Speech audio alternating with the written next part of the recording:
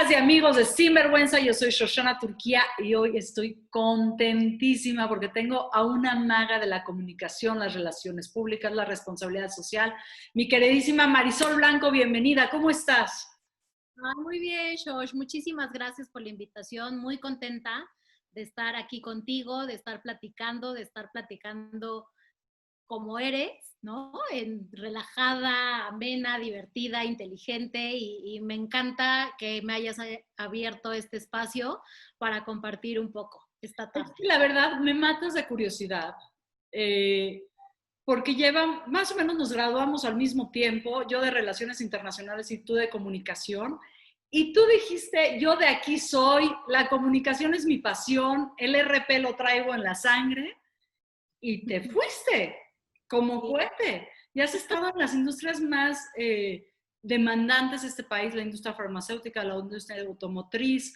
Has hecho una gran carrera yo como te veo, es una hilvanadora de mundos, ¿no? Y ahorita tu trabajo en Toyota, que ya sé que vamos mucho más allá de los trabajos, pero es muy importante mencionarlo, has logrado una intersección entre la cultura mexicana y la cultura japonesa que a mí me tiene muy, muy impresionada. ¿Cómo lo lograste, Marisol? Ay, pues te voy a contar. La verdad es que sí, como lo dices, yo llegué al mundo de la comunicación de manera fortuita.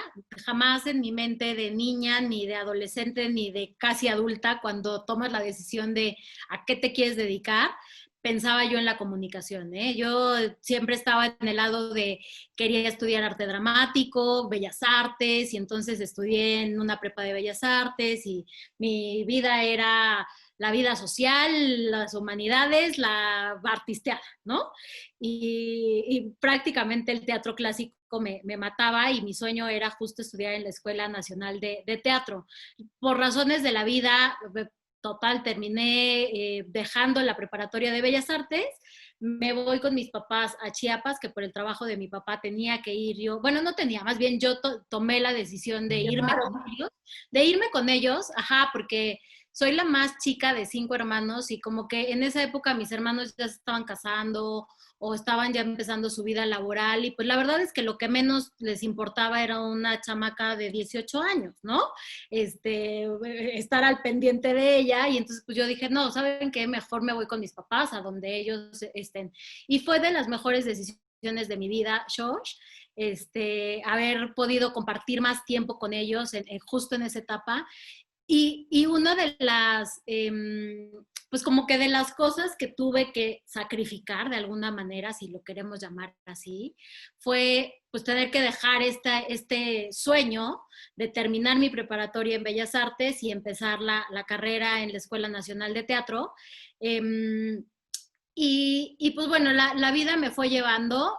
Cuando salgo de la preparatoria, yo dije, no, bueno, ya está bien, entonces ya no arte dramático y entonces, pues ahora letras españolas, ¿no? Y me voy a la Facultad de Filosofía y Letras de la UNAM y listo. Entonces, pues ahí va Marisol, estando viviendo en Chiapas, vengo a hacer mis exámenes para la UNAM. Eh, Afortunadamente fui de estas personas que pude tener ese lugar, pero que por razones de la vida, así casi el día que tenía que yo venir a México, dije, no me voy a ir. La vida, ya sabes, me habló y me dijo, no, no te vas a ir. Y entonces hablé con mis papás y mi papá me dijo, está muy bien, mi reina, pues no te vas a quedar aquí sin hacer nada, ¿no? Ninis en esta casa no queremos. Y pues bueno, entonces nos pusimos a buscar, mi mamá, la verdad, y yo como que estaba de la vida. Y mi mamá se puso a buscar como opciones y lo que me dijo mi papá fue, nada más considera, Marisol, que si a mí me cambian, vas a tener que tomar otra vez decisiones. O te tienes que quedar a terminar lo que hayas decidido emprender, o pues vas a tener que también dejarlo y regresar a donde nosotros estamos, ¿no? Porque si lo que te está moviendo es quedarte con nosotros, entonces piensa que el camino no va a ser tan fácil, porque su trabajo así lo requería. Y entonces, pues, mi mamá se puso a buscar y la única opción que teníamos en Chiapas, en Tuxtla Gutiérrez, y digo única opción porque la única opción que me permitiera a mí moverme de una ciudad a otra en caso de que a mi papá lo cambiaran, pues era el TEC de Monterrey, ¿no? Y entonces para mí en aquella época era así como un sacrilegio máximo porque... Bueno, de la ENART al TEC es así como por... ¿no? Sí, exacto. Sí, o sea, yo no dimensionaba nada, pero bueno, dije, obviamente el TEC no estaba en mis primeras opciones, ni en mi, ¿no? Ni siquiera en mi camino que me había planteado, pero era la única posibilidad en aquel momento que me permitiera a mí poder estar con mis papás y estar como un poco más en este núcleo en el que yo había querido también estar, ¿no? Y evidentemente pues no iba a elegir ingeniería industrial o algo así, ¿no? Claro, no porque no pudiera, sino porque evidentemente pues mi perfil pues no nos iba a dar, ¿no? Entonces pues comunicación era la opción y dije, bueno, pues está bien, ya es la única opción y entonces llegué a comunicación así, de una manera, digamos, fortuita, de una manera, yo le digo, como también de destino, porque pues llego entonces a comunicación y encuentro un mundo que me fascina, ¿no? Y que me empieza a apasionar y que aparte convierto al TEC en mi segunda casa y que todos estos prejuicios que de alguna manera en algún momento llegué a tener de una institución como la que hoy es mi casa y mi escuela, pues se fueron como deshilachando poco a poco y entendiendo que, que pues es una cosa maravillosa también estudiar y tener la oportunidad de hacerlo en el TEC. Y pues así llego a la comunicación y de ahí, como dices, me fui como hilo de media porque pues tampoco es que no se me dé. Hasta mi esposo me dice, hijo, mi amor, a mí me da muchísimo temor que algo te empiece a gustar porque ya te perdimos, ¿no? Y pues sí, la verdad es que así, apasionada máxima de lo que sea. Entonces entro a la comunicación y me doy cuenta que pues es un mundo que me encanta y que además puedo encontrar estas formas de expresión que a lo mejor en algún momento había pensado y soñado desde otra perspectiva. Y mi camino se fue tejiendo. ¿Participaste, Ay, participaste en los grupos de teatro del TEC y en todas estas sí, actividades culturales que el campus ofrecía? ¿O sí en Chiapas, no, sí en Chiapas, porque yo empecé la carrera en Chiapas, en el campus Chiapas, y después me muevo al CEM, por ahí porque esa es otra de las cosas providenciales, digámoslo así, que cuando yo entro al TEC, a los 6 meses, o sea, antes de que yo terminara el primer semestre, ya habían cambiado a mi papá, ¿no? okay. Entonces, justo eso que tanto había él visualizado y que me había puesto como un warning, pues ahí estaba y ahí sucedió y bueno, entonces en Tec Chiapas sí estuve como más involucrada en teatro, sí estuve, y después me cambió al CEM y como que entonces ya todo fue como tratar de poner un poquito pues no el alto, pero dije, no, ya no, porque aparte como que en el CEM había mucho teatro musical y, ¿no? Y no es que no me gustara, pero tampoco era como el teatro que a mí me apasionara, ¿no? Y entonces dije, no, creo que mi camino ya está por otro lado y entonces me empecé a involucrar mucho más en temas como de la asociación de comunicación, ¿sabes? Como de estudiantes, como más en un ámbito más pues digamos como social y mucho más político y como más de incidencia que del arte, ¿no? Y eso no quita que siga disfrutando ir a ver obras de teatro, que me fascine leer y que vaya a los teatros y se me enchine la piel, ¿no? Y vea y diga, ay, me encanta y me encantaría. Pero bueno, entonces fíjate que no le seguí en el CEM, pero encontré como otros caminos que también siguieron como tejiendo esta historia, ¿no? Y esto te lo cuento, Josh, porque creo que es bien importante y bien relevante como ahora digo, yo no tengo hijos, porque tengo la oportunidad de platicar con sobrinos que están en la etapa de tomar una decisión profesional o de vida o de, ¿sabes? Además es un peso así terrible, ¿no? Te dicen a los 18 años, descubre todo lo que quieres ser, porque ya además no va a haber salida, ¿no? Es una caja, a ver, escoge el tipo de jaula que vas a querer vivir, ¿no? Y no es así, no es cierto. Exacto. Y entonces te digo, te platico esto porque de manera circunstancial y que a lo mejor pues tú no va tejiendo su camino y trazándolo, pues me di cuenta que una visión que yo tenía y como ese sueño que yo tenía pudo tener ciertos matices, irse modificando y que nada está escrito y que también puedes tomar decisiones en cualquier momento del camino, ¿sabes? Y que no importa si, y lo digo también como ahorita, que no importa en qué punto de tu vida te encuentres, ni profesional, ni personal, ni social, ni nada, siempre tienes la oportunidad de tomar decisiones con respecto a lo que a ti te llena el alma, ¿no? Y a mí en ese momento lo que a mí me llenaba más el alma era poder estar con mis papás. Y insisto, no me arrepiento ni un solo segundo porque tuve esta oportunidad de vivirlo.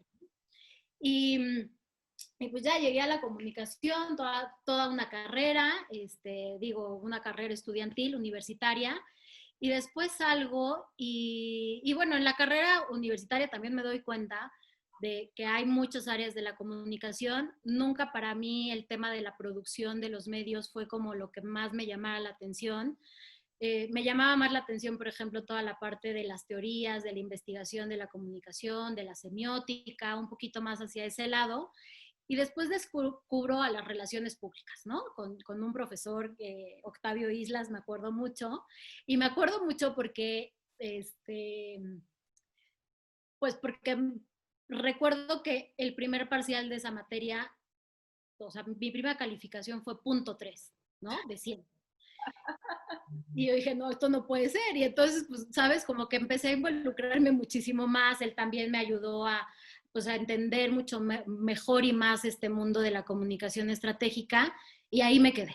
Y entonces ahí me quedé y la vida laboral me fue llevando también por este camino. Y digo la vida laboral, pero no quisiera omitir a grandes personas que formaron parte de este camino, ¿no? Y digo de grandes personas porque la forma en la que yo llego a las relaciones públicas de manera, eh, pues como mucho más oficial, es a través de una gran amiga que conozco en mi primer trabajo, que nada tenía que ver con las relaciones públicas ni con comunicación, tenía que ver más con un tema de promotoría para una universidad, del TEC también. Pero bueno, ahí conozco a esta amiga y después ella se va y ella entra a trabajar a una agencia de relaciones públicas y después de varios años ella me invita a un proceso que está llevando esta agencia y logro entrar a esta agencia de relaciones públicas de dos mujeres maravillosas, Shoshana, y digo maravillosas porque son grandes emprendedoras, grandes seres humanos, líderes impresionantes. Una de ellas es Paola de la Barreda y otra es Brenda Morales, que son las dueñas de esta agencia de relaciones públicas. Y pues me quedo ahí, me quedo trabajando en el mundo de la comunicación de la salud. Y entonces Es un... empiezo... Pero te voy a pausar tantito, Sí, claro. porque me encantaría que nos explicaras qué son las relaciones públicas, porque hay un desconocimiento brutal. Es decir, hay gente que cree que es, haces tu lista de amigos, ¿no? Y les dices, voy para acá y voy para allá y vámonos todos a este antro y ahora esta marca. Y además, pues tenemos, yo siento, y ahorita me vas a corregir, me vas a regañar posiblemente en mi ignorancia, que tenemos muchos influencers y que eso es el mundo de las relaciones públicas y que ahora un tweet o una foto en un restaurante creen que es una estrategia de comunicación. Pero me parece que tú tienes una visión un poquito más sofisticada y que quienes nos están escuchando y que realmente quisieran profundizar en eso no saben ni siquiera de qué es, de qué va ese mundo mágico. Y ahorita nos sigues contando cómo Sí, va pasando el camino, pero me padrísimo. parece que hacer, ahora sí, como si fuera este coche de carreras, párate en el pit, cambiemos las llantas, explícanos y seguimos. Sí, seguro.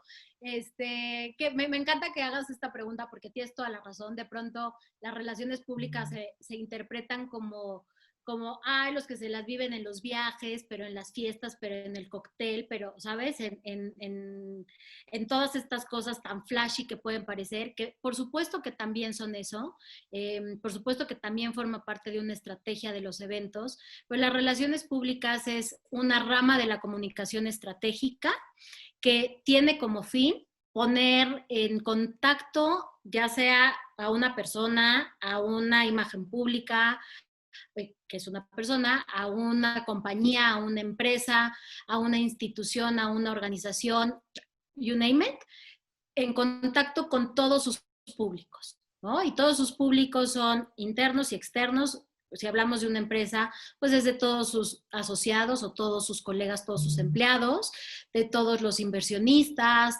de las organizaciones de la sociedad civil, de los medios de comunicación, es decir, con toda la gente con la que una persona o una empresa o cualquier ente, pues tiene puntos de contacto. Esas son las relaciones públicas.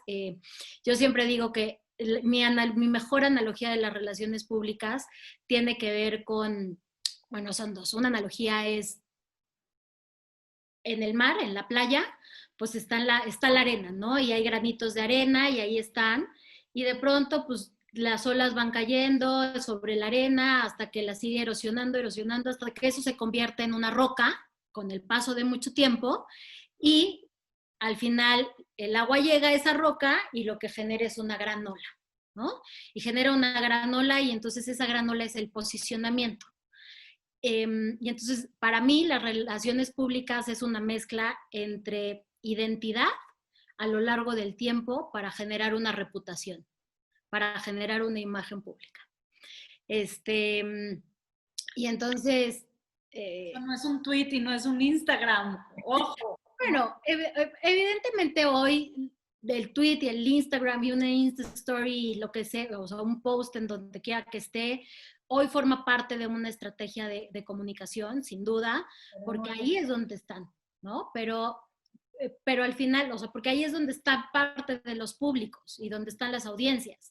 Y por supuesto que forman parte de una estrategia de relaciones públicas, pero no todo, ¿no? No lo es todo.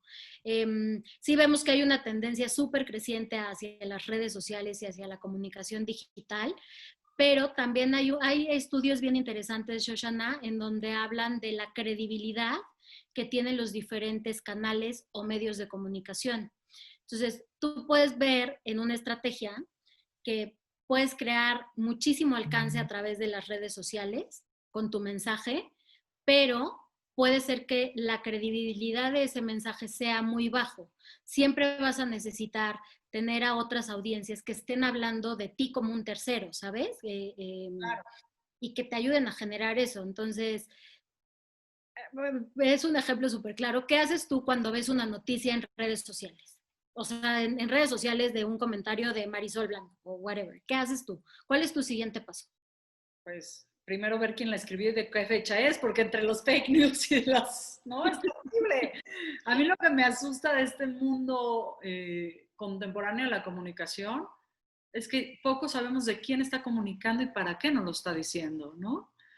Y eso me parece atemorizante, porque si no sabemos cuál es el propósito de ese mail, de ese tweet, de esa noticia, de cómo la recibo yo como consumidora de esa información y qué hago yo al respecto, porque obviamente no disparan la bala esperando que yo me quede quieta.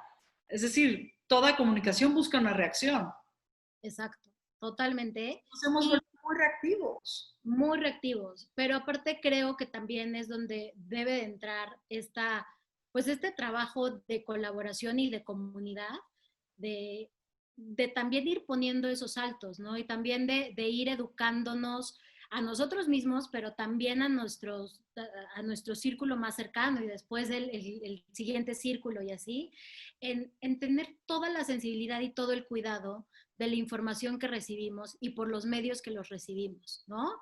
Eh, porque, porque es muy fácil generar una verdad de una mentira, ¿no? Si tú repites mucho esa verdad a través de muchas personas o de muchos medios, termina un momento en el que te lo terminas creyendo. Bueno, Goebbels, Por ejemplo. propaganda nazi, ¿no? Exacto. Era su frase, repite una mentira 1000 veces hasta que se convierta en verdad. Y ahora estamos rodeados en un mar de fake news y de cosas terribles y de estrategias de generar mucho miedo en la población o de generar descuido en la población. Y bueno, me parece que figuras como las tuyas son centrales para que la calidad no solamente estética del mensaje, sino la calidad ética del mensaje sea correcta. Y por eso para mí era muy importante en estos momentos de COVID y de disrupción en el mundo, platicar con alguien tan sensata como tú, porque hemos sociabilizado poco, pero me queda muy claro a través de tus trabajos, diversos trabajos, esta ética profesional que pones en tu trabajo. Sí. Por eso me es muy importante que tu voz se escuche, ¿no? Tu voz profesional, pero tu voz íntima también. Muchas gracias. Sí, sin duda es una responsabilidad de todos, ¿eh? Y por supuesto de los profesionales de la comunicación. Creo que estamos en un momento clave. Hace un par de horas estaba en un webinar y hablábamos justo de cuál es el rol que tenemos que jugar ahora la gente que hacemos comunicación, ¿no?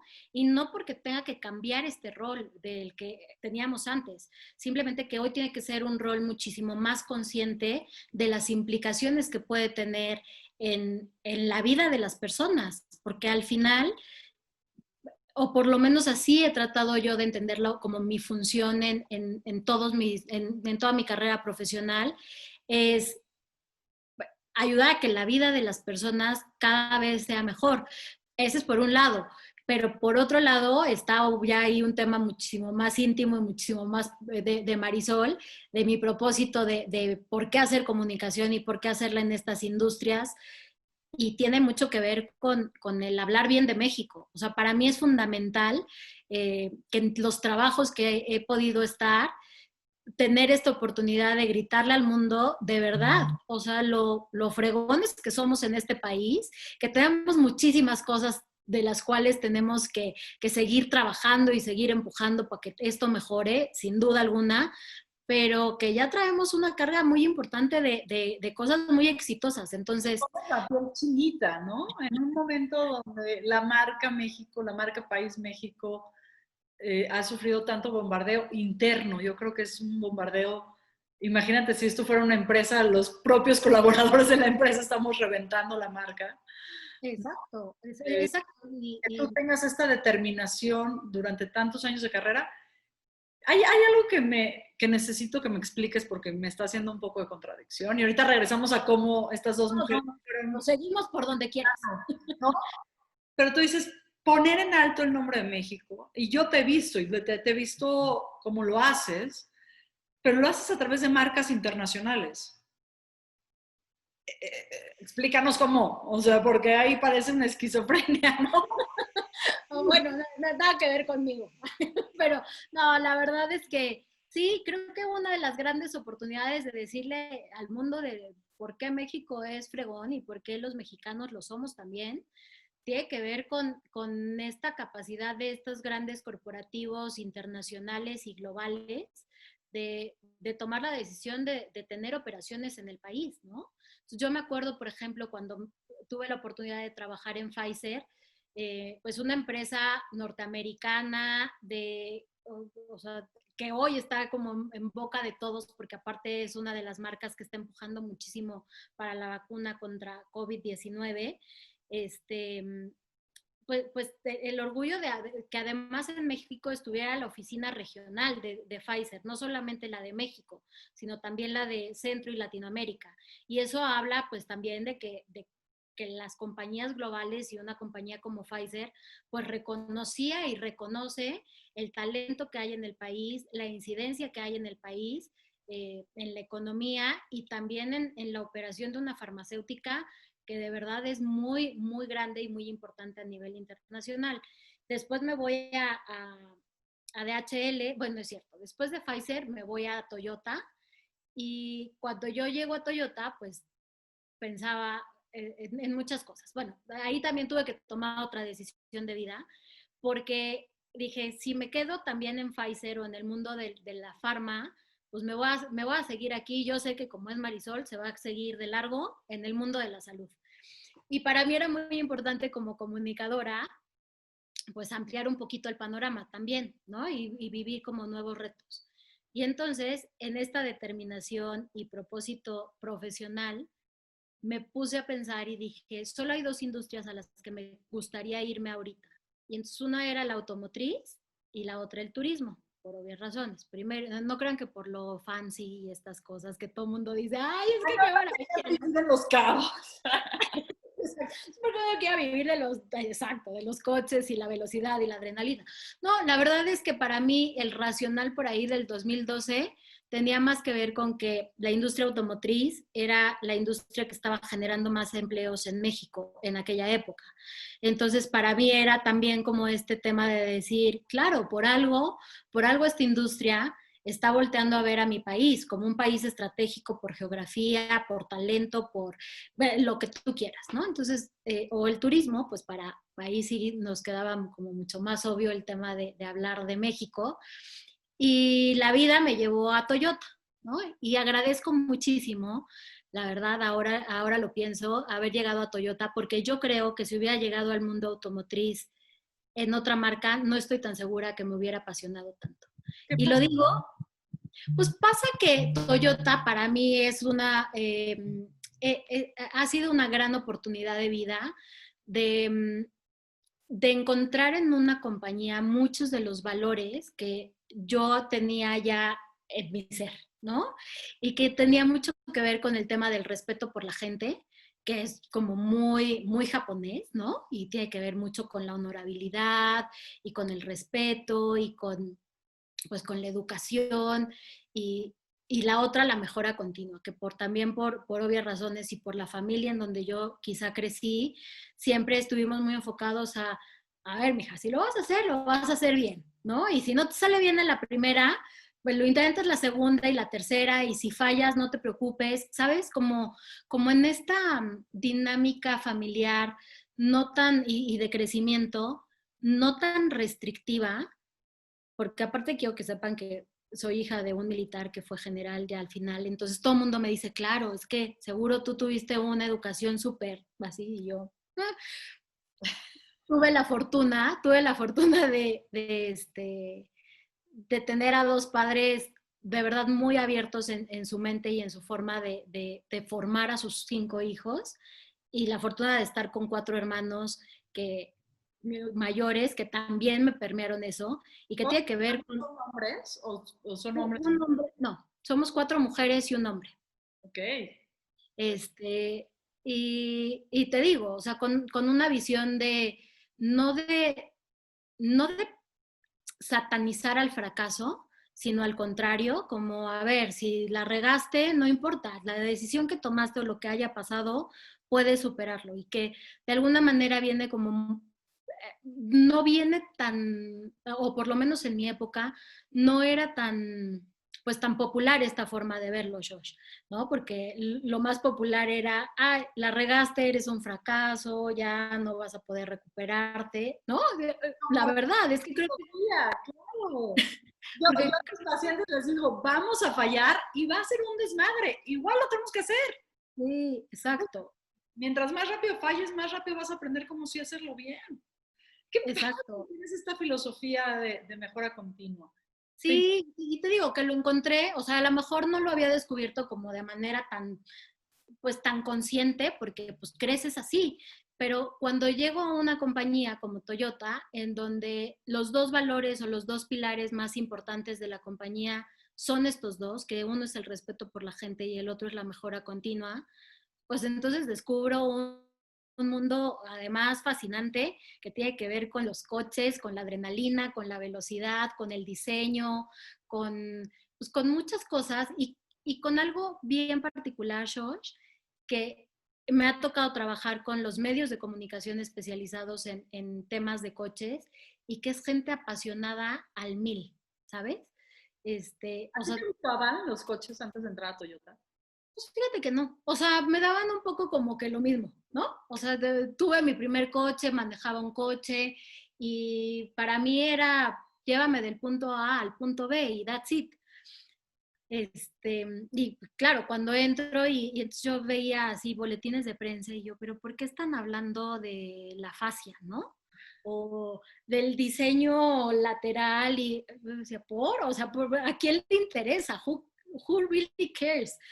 Y creo que eso también le dio como esta espina a mi participación en Toyota y a mi aportación, porque era, señores, de verdad la gente que quiere saber de un coche, lo último que está pensando es si tiene la motorización, bla, bla, bla, o si los caballos de fuerza. O sea, quienes estamos buscando un coche, pues estamos buscando otras cosas que nos resuelvan nuestras necesidades, las que sean, las de estatus que me volten a ver, la de seguridad que tenga todas las bolsas de... ¿Sí me explico? Entonces fue como darle este giro un poquito más como humano y respondiendo a las necesidades realmente de los que quieren saber de coches, pues hablarles desde otro lado, ¿no? Desde otro ángulo. Y pues así, entonces llego a Toyota y también Toyota, pues tiene un pad, y regresando a tu pregunta de por qué globales, si lo que quiero es hablar de México, pues bueno, en Toyota, por ejemplo, he tenido la oportunidad de formar parte del equipo que lanza la apertura de una planta de manufactura de coches, bueno, de pickups en Guanajuato.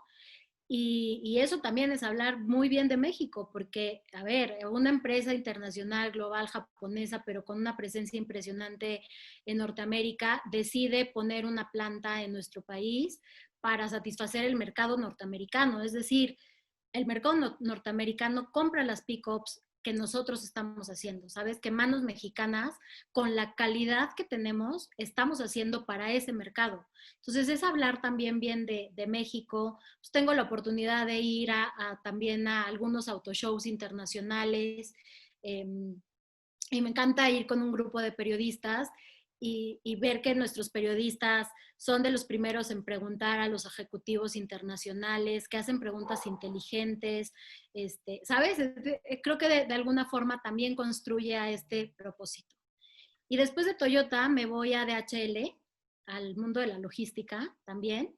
Ahí, empresa alemana, también grandes aprendizajes, muy feliz, que nada que ver, salud, coches, logística, pero insisto, también en DHL, una empresa con una cultura de hacerlo bien a la primera, que a diferencia de la de Toyota, que es muy, vamos a regarla, ¿no? Y qué bueno que la reguemos, aún lo vas a hacer, hazlo bien, pero te tiene que salir bien a la primera, ¿no? Porque ¿Cómo haces ese cambio, Marisol? Porque, es decir, pues, ya, si la regaste, ya, puedes con la culpa y la vergüenza y te repones y hay resiliencia y haces un montón de cosas.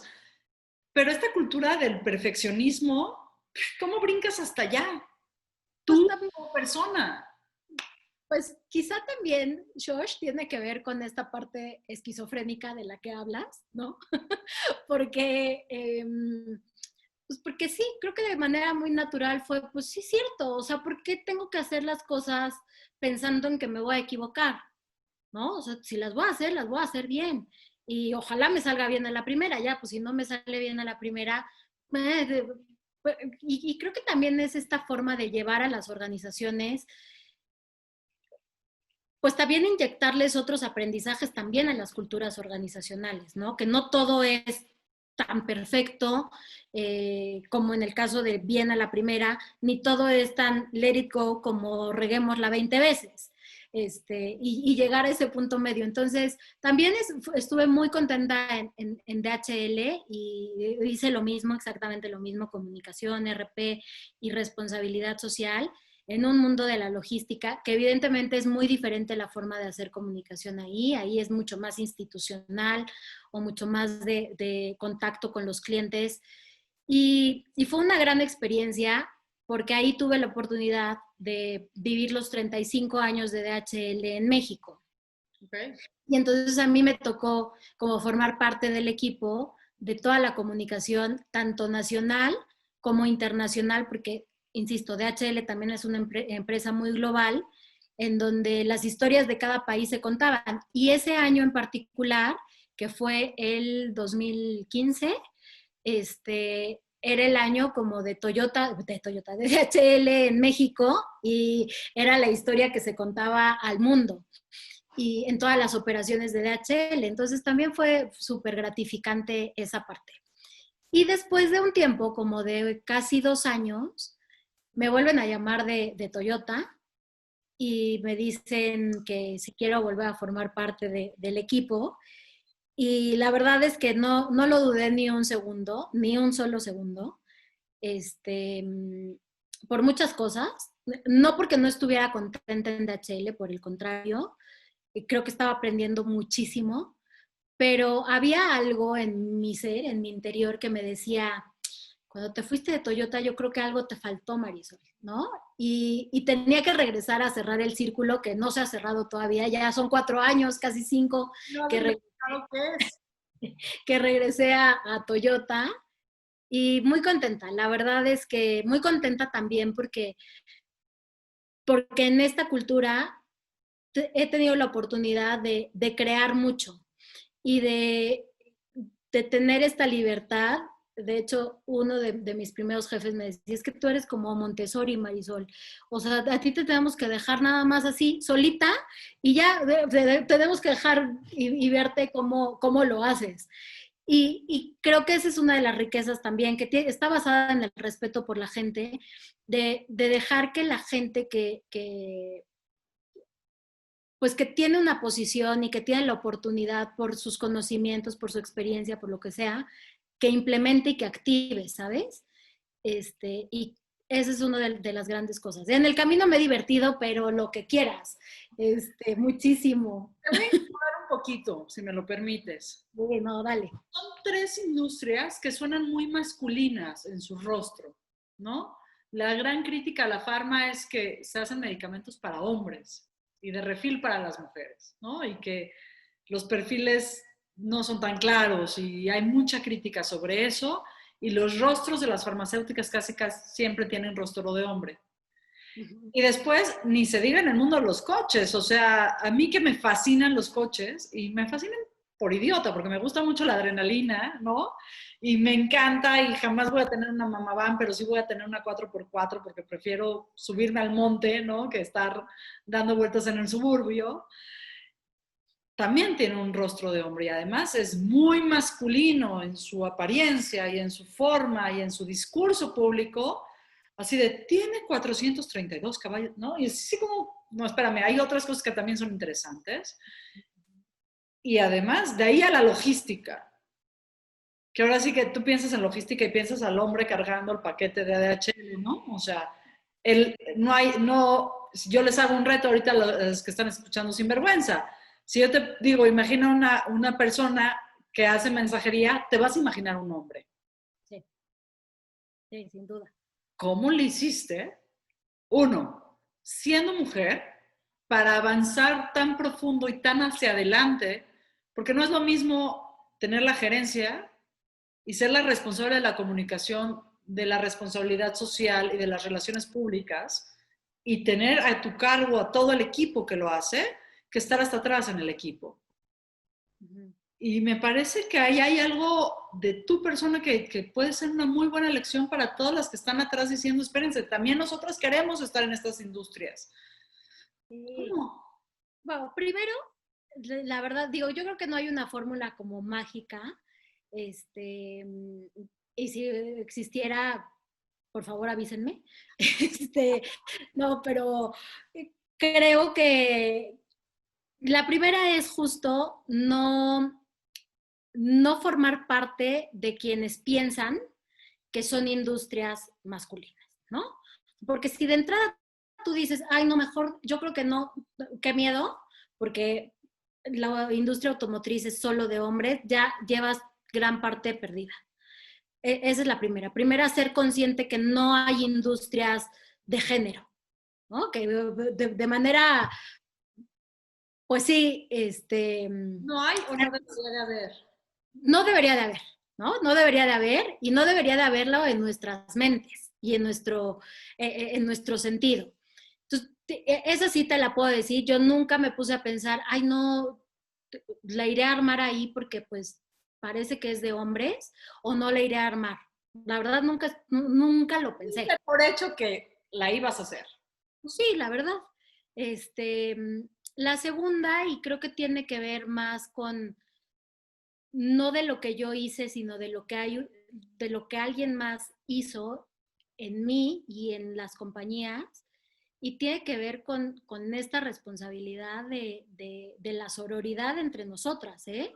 Y la sororidad, y hablo de sororidad no solamente, sé que es un término muy de las mujeres, pero también existen los hombres. Yo he encontrado en mi carrera grandes hombres apoyadores del talento femenino que, que a mí me impactan, ¿no? Y que me hacen pensar en que hay una esperanza para todas, que hay grandes hombres que lo tienen como muy arraigado. Pero bueno, con esto lo que te quiero decir es, em, en mi vida, y yo creo que también tiene que ver con la formación, y también es un gran mensaje decirle a quienes nos están escuchando, si tienes hijos, si tienes sobrinos, si tienes primos, lo que sea que tengas, enséñales a abrir camino. No importa si eres mujer, si al que le tienen que abrir el camino, si es hombre o es mujer. Abre caminos, tiende puentes. Me acuerdo mucho una frase de mi papá que algún día me dijo, si quieres ser algo, sé un puente, ¿no? Maravilloso. Si quieres ser algo, sé un puente. Y te digo que me encontré en mi carrera, afortunadamente, a grandes mujeres y también grandes hombres que apoyaron para esto. Y en mi vida, pues tuve a mi mamá, que fue una mujer, bueno, ha sido una mujer adelantada a su tiempo, impresionante. Eh, Mi mamá hoy tiene cumple este año 78 años, y en su época de juventud, y cuando yo nací, hace casi 40, era una mujer que, insisto, adelantada a su tiempo, que trabajaba, que tenía 5 hijos, que tenía un esposo, ¿sabes? Que en aquella época, en los años 65, era casi inimaginable ver a una mujer. Ah, tu mamá. Mi mamá bueno, fue instructora de sistemas computacionales, súmale. Además, innovadora, ¿no? Ajá, que cuando llegaron las primeras computadoras a México, que eran, y nos cuenta y todo así, la escuchamos así, nietos e hijos, que eran estas computadoras que estaban en una habitación, ¿sabes? Que ocupaban una habitación, que las perforadoras y no sé qué, inimaginable comunicarnos como lo hacemos ahora a través de una computadora. Este, y pues siempre la vi así, aunque cuando yo nací, ya con su quinta hija, dejó de trabajar de una forma más formal. Pues siempre la vi trabajando, o sea, siempre la recuerdo a ella en sus pláticas y en sus pláticas de sus juntas y en sus pláticas de cuando iba a vender los equipos a los grandes ejecutivos de Bancomer, de Pemex, de no sé qué. Entonces, para mí nunca fue como esta parte de cómo una mujer se va a enfrentar con hombres, ¿Te ¿me tocaba, explico? te tocaba ir a las juntas? No, no, te digo que ya cuando yo nací, medio que lo dejó, de pronto tenía ciertas juntas a distancia por teléfono o cosas así, nunca me tocó, pero siempre en las pláticas, o sea, lo recuerdo y la recuerdo así, ¿sabes? Entonces, y recuerdo de verdad esas frases que quizá en mí resonaron mucho, y es que cuando yo fui y me compraron el equipo en Bancomer, era el ingeniero la y el ingeniero tal y el licenciado tal. Entonces, como que yo creo que en mi inconsciente siempre estuvo que una mujer tenía la capacidad y la posibilidad de la igualdad, ¿sabes? De ir y empujar y vender algo que nadie entendía. Y y pues bueno, entonces creo que esa es la segunda, ¿no? Primero, pues no ponerte tú la traba. Segundo, rodearte de un entorno que, que no te ponga estas barreras, ¿no? O sea, rodearte de gente, de discursos, de narrativas, de empresas, de personas, de amigos, de socios, que lo único que hagan es impulsar este tema de la equidad, ¿no? De las posibilidades. ¿Qué tan cercanos estamos de la paridad en estas industrias, sobre todo en la automotriz? Yo creo que hay un camino, en todas, ¿eh? Yo creo que hay un camino muy largo que recorrer, Shoshana. Eh, Muy, muy largo, pero también creo que este camino por recorrer en gran medida está en nuestra responsabilidad. Hace un par de meses, o ya casi un año, platicaba yo con el presidente de Toyota en México, que es a quien yo le reporto, porque estábamos preparando su participación en un foro de mujeres ejecutivas de la industria automotriz. Entonces yo le decía, a ver, es que cuéntame anécdotas y platícame cosas y así. Y él me decía, mira Marisol, pues más que anécdotas, algo que a mí me impresiona de las mujeres, para mal, me dice, tiene muchas cosas positivas. Dice, pero para mal es llegar a un salón o a una sala de juntas y verlas sentadas en la segunda, tercera, cuarta, última fila. Y no porque alguien les haya asignado ese lugar. Ustedes, muchas mujeres, lo que hacen es llegar a una sala de juntas y no sentarse en el lugar de, ¿no? de quien dirige la junta. Se sientan en el ladito o llegan a una sala de conferencias y se sientan en la segunda, tercera o cuarta fila y los hombres siempre están hasta adelante y no porque les hayan asignado ese lugar. Entonces, a mí me resonó muchísimo y dije, híjole, también es cierto, tenemos una gran responsabilidad nosotros, Shoshana, de asumir ese lugar que tenemos, ¿sabes? Y de no seguir sintiendo que, que hay alguien más que tiene otras oportunidades que no somos nosotras. Eso me ¿No? encanta, como apropiarnos de dos cosas. Primero, de nuestro propio poder, es decir, si ya llegué a la junta es porque algo bueno he de tener, ¿no? No porque sirvo bonito el café. Es decir, reconocer los propios talentos. Y dos, apropiarnos del espacio público, ¿no? Totalmente, Me totalmente. encanta la reflexión del director de Toyota porque es muy cierta. Lo que pasa es que hay un condicionamiento y tampoco nos podemos hacer guajes con eso, ¿no? O sea, a mí me ha tocado en salas de consejo que me dicen, tráeme el café, y les digo, o sea, estoy más arriba que toda la jerarquía, ¿cómo te voy a ir a traer el café, no? O que mi subalterno gane el doble de lo que yo gano porque mi jefe es un machín, o sea, tampoco es que esté en la imaginación de todas y estemos todas psicoseadas. Me parece que hay una parte en la narrativa que es muy real y que ahí está. Justo esta semana Fox News vuelve a tener una demanda súper fuerte por acoso sexual, por abuso de poder, etcétera, etcétera. Es decir, no todo está en la fantasía, hay una gran parte de verdad, pero me gusta mucho esto que dices tú pues de apropiarnos del espacio. Ya después si lo tenemos que defender, pues saldremos a defenderlo, pero primero apropiárnoslos, ¿no? Y ver qué pasa si me siento en la cabecera o en la silla del medio en la sala de juntas. ¿A ti te ha pasado? Sí, y sobre todo me ha pasado cuando hay ciertas posiciones, Josh. No, no hablo de Toyota, sino de pronto veo así, o en mi historia, veía posiciones y yo, ay no, es que mira, esta no la cubro, esta tampoco la cubro, esta pues más o menos. Entonces ya, por dos que no cubría, yo dije, no, mejor ya no aplico, ¿sabes? O sea, ya no lo voy a hacer. Cuando estadísticamente, de verdad, y ahorita no tengo el porcentaje, pero o sea, un hombre veo una posición y aunque no cubra con el 80% de esa posición, aplica. Sí, eso, justo de eso estaba yo pensando mientras dabas el ejemplo, ¿no? Que pueden cubrir entre el 50 y el 60% y aplican. Y las mujeres, si no tenemos el 100% de los requisitos, no aplicamos. Y lo vi hoy, casualmente, en el colegio de mis hijos. Y mira qué ridículo el ejemplo. No estamos hablando de las grandes industrias, pero también de los pequeños espacios. Decían, necesitamos una persona entre 25 y 35 años, que desde ahí ya me parece que la oferta está mal planteada, ¿no? Total. Y yo decía, híjole, pues es que ¿quién va a aplicar? A mí me encantaría tener esa posición, me fascinaría, porque además es educación no formal y estar en contacto con los chavos y ver qué traen las nuevas generaciones. Y digo, tengo 5 años más. Si fuera hombre, yo hubiera aplicado.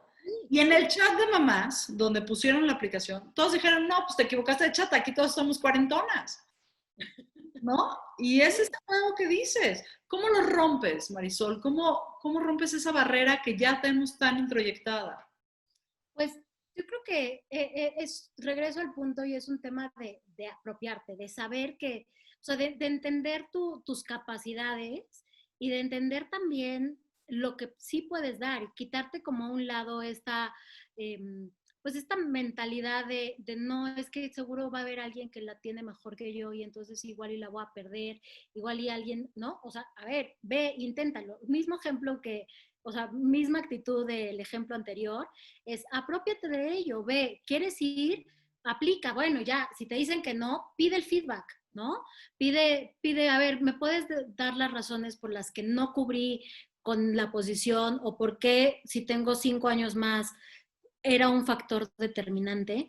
Pide el feedback y mejóralo al siguiente, ¿no? Regresamos al tema de la mejora continua de, no importa cuántas veces te cierren una puerta, ¿no? Y no importa cuántas veces te digan que no, siémbrale, siémbrale, siémbrale. Hace unos días oía una analogía de una persona y me decía, mira Marisol, esto, hablando de cualquier otra cosa, esto es como la analogía de los hoyos. Tú tienes que hacer hoyos en la tierra, porque cuando llueva, ahí va a quedar el agua y se va a permear en tu jardín para que crezca el pasto. Tienes que preparar a tu jardín para que crezca, ¿sabes? Y creo que esa es una de las mejores analogías. Tú haz hoyos por todos lados, por donde tengas que hacerlos, y algún día la lluvia va a caer ahí y va a permear para que haya frutos o para que haya lo que tenga que haber. Me encanta, porque es como una inversión del ser, ¿no? De nosotras mismas para nosotras mismas y es padrísima. A Y yo ver, lo así, sin duda, ¿eh? tu Y te señal. voy a decir también porque, perdón que te interrumpa, pero creo que es algo bien importante eso. Y me van a matar por lo que voy a decir, porque puede ser. Pero creo que Se llama también, vergüenza el programa, así que exacto, vergüenza, dilo. no, creo que también las mujeres tenemos una gran responsabilidad con las mujeres, ¿eh? A mí me ha tocado estar en grupos, en equipos de trabajo, en donde los peores enemigos o las más machistas somos las mismas mujeres, ¿no? Y suena terrible porque nuestro ideal y nuestro sueño es el de la sororidad y el de apoyarnos y el de generar este buen ondeo entre nosotras, pero la realidad es otra, y la realidad es otra por muchos factores, porque a lo mejor hay pocas oportunidades y entonces la competencia es mucho más férrea. Pero también nosotros tenemos esa decisión, George, de en qué lado queremos estar. En el lado de las mujeres que suben un elevador y aprietan el botón para que baje y suba la siguiente, o estar en el lado en el que bloqueamos ese elevador cuando ya llegamos allá arriba. Wow, porque no todas las líderes mujeres son feministas. Y estás hablando del ejemplo, me fascinó tu analogía, me Sí. fascinó. Esa me la compartió una gran líder que tuve en mi camino y, y me lo dijo, porque a ella la ascendieron, se tuvo que ir, estaba en DHL, se fue a Miami, a la oficina regional, y me acuerdo que cuando la despedimos, así me lo dijo, estábamos en un abrazo y me lo dijo al oído, y resuena a todos los días de mi vida, ¿eh? Mi única obligación como una mujer, profesionista laborando en un lugar o no, en cualquier ámbito, es mandar el elevador, ¿no? Apretarle el botón para que baje, Y porque así el cuando elevador se puede quedar así, ahí estancado. súbale, chata, súbale todas las que puedan. Súbale, súbale, exacto. Sí. Me encanta. Oye, tu papá nos regaló una imagen preciosa a la cual quiero regresar. Y te dijo, sé un puente. Si vas a hacer algo en la vida, sé un puente. Y yo imagino el puente de Marisol, ¿no? Además, muy estético lo imagino, porque tienes un gran sentido de la estética y te gusta el teatro clásico y te gustan las letras. Es decir, hay algo de poesía que vive en ti. Pero todos los puentes se anclan en un origen y un destino que a la viceversa pueden ser destino-origen. Para ti, ¿cuáles son estos dos destinos orígenes que Ay, mantienen puente? qué gran pregunta, pero me encanta. Yo creo que la primera es el, el amor propio, ¿no? O sea, que cualquier cosa que tú hagas o cualquier acción que tengas con el mundo esté basado en el amor propio, ¿no? Quiere a todos, pero quiérete muchísimo más a ti, siempre, porque en esa medida vas a poder, ¿no? Permearlo. Y la otra es, tiene que ver con un tema que he aprendido en los últimos meses, bueno, en estos de pandemia, ¿no? Pero, y tiene que ver con si vas a llegar a donde quiera que llegues, que para ti sea tu cumbre, llega acompañado. ¿Cómo es eso? ¿Cómo se llega acompañado? Pues llega, trata de no llegar nunca solo. Y te lo voy a contar porque también historia larga en corta. Un buen día se me ocurrió y dije, yo creo que voy a hacer montaña ahora, ¿no? Y después descubrí que lo podía traer en la sangre también y en el ánimo y la ala. Y entonces unos amigos me dicen, bueno, pues vamos a ver si te gusta. Entonces, unos amigos que sí hacen montaña de manera, pues, más profesional que uno, ¿no? Y me dicen, vamos a la Jusco, y yo, ay, no inventen, ¿cómo voy a ir a la Jusco? Qué oso, eso no es subir una montaña, ¿no? Mira, vamos y vamos a ver si te gusta lo que vives, porque en la montaña pasan muchas cosas. Yo, bueno, pues ya vamos a la Jusco, y yo así de, qué flojera, ¿no? Ir a la Jusco. Ya, no sé, el Kilimanjaro, una cosa más sexy, ¿no? Algo que valga la pena, señores. Pero pues vamos a la Jusco. Y ahí va Marisol, ¿no? Bueno, yo no podía dar un paso, o sea, ni en la tercera parte de la montaña, de la Jusco, del cerrito. Entonces sentía que me faltaba el aire y sentía que me reventaban los oídos y sentía que, ¿por qué? Porque la altitud es considerable. De hecho, el Ajusco lo utilizan muchos alpinistas para venir y hacer entrenamiento aquí en México, ¿no? Que es de los sencillitos, evidentemente, pero bueno. Entonces yo sentía que me moría y yo decía, ya no lo voy a lograr nunca y no sé qué. Total, me animaron muchísimo. Llegamos, mi esposo fue conmigo porque primero me dijo, ¿sabes qué? Yo le dije, ve a ver, mi amor, lo que dicen estos amigos es que si no es algo que a ti te guste o que tú quieras hacer, no lo hagas porque voy yo. Me dijo, bueno, tienes razón, yo me voy a ir a andar en bici, en lo que tú subes con ellos y ya después nos encontramos. Y esa mañana lo vi muy decidido y me dijo, no, ¿sabes qué? Sí voy a ir contigo. Yo, ¿pero por qué? ¿Por mí? Me dice, no, igual está padre la experiencia X, ¿no? Y seguro Josh no lo hubiera logrado si no hubieran ido ellos, si no hubiera ido Luis, porque fueron determinantes, ¿no? No, es que yo creo que ya me está doliendo un poco el oído y yo creo que ya no subo. Y entonces ellos me decían, bueno, está bien, vamos a parar y le seguimos. Y cuando llegamos arriba era el Ajusco y yo sentía que de verdad había escalado el Everest. O sea, para mí era, lo logré muchísimo y tal. Y entonces este amigo me dijo, lo mejor de llegar a la cumbre, Marisol.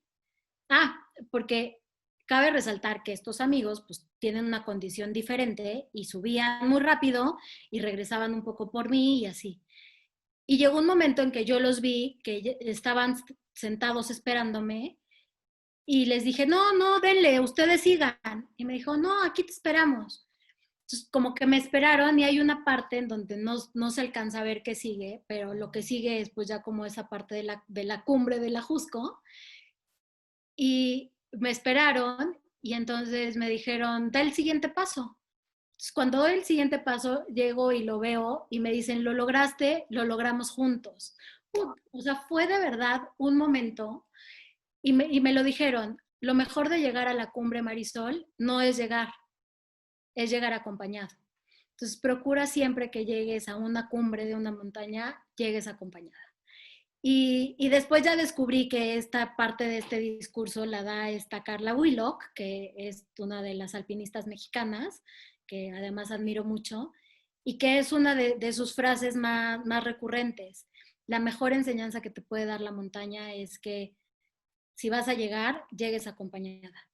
Entonces creo que ese es el segundo pilar de llegar acompañada, pero también, Josh, creo que la otra es que llegar a la cumbre, y podemos trasladarlo a este ejemplo del puente, llegar a la cumbre no es que ya lo lograste cuando bajaste y bajaste entera, ¿no?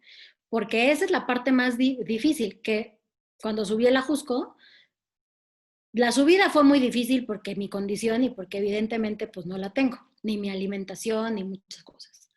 Pero para bajar fue 100% la mente. Me caí 20 veces, yo ya decía, yo ya no quiero bajar, a mí tráiganme un cochecito para que me bajen, mal, ¿sabes? Las piernas me temblaban y me dijeron justo esta otra reflexión de llegar a la cumbre no es el objetivo, Marisol, el objetivo es llegar y llegar entera, sin una fractura, con tus dos pies, o sea, cuando subes y escalas en frío, Everest, por ejemplo, o cualquier otro. Puedes perder los dedos, puedes perder... Puedes perder los dedos, puedes perder una pierna, o sea, regresa entera. Y, y creo que esa es la otra y es el viaje de regreso de ese puente. Si ya fuiste un puente, ¿no? Y ayudaste y generaste y tendiste este camino, regrésalo, porque a lo mejor, regresando a la analogía del elevador, a lo mejor hay alguien que no pueda cruzarlo. Ayúdalo. Me encanta esta filosofía, se me pone otra vez, me puse la piel chinita como 4 veces en la conversación. Es que es la verdad.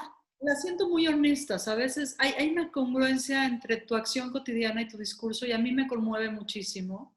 Y claro que se me está colgando el tiempo terrible y yo quisiera estar aquí. A mí me pasa mucho en Sinvergüenza, me dicen los productores, Shosh, es 1 hora, no 5, ¿no?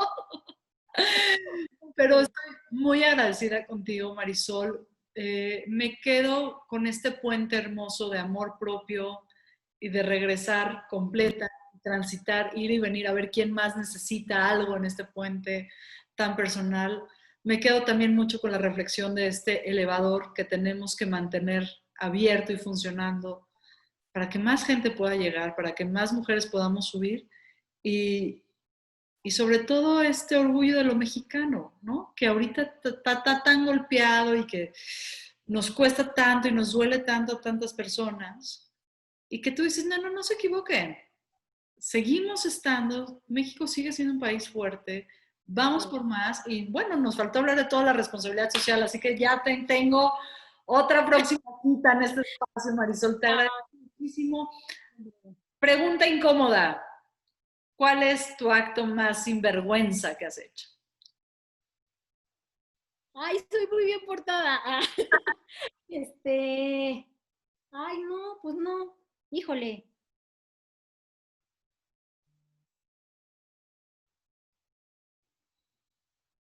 Ay, no sé, Josh. Todo el mundo les dijo, ¿cuál es el acto más sinvergüenza? Y silencio. El silencio. No, pero, a ver, deja de pensarlo, pero no lo registro.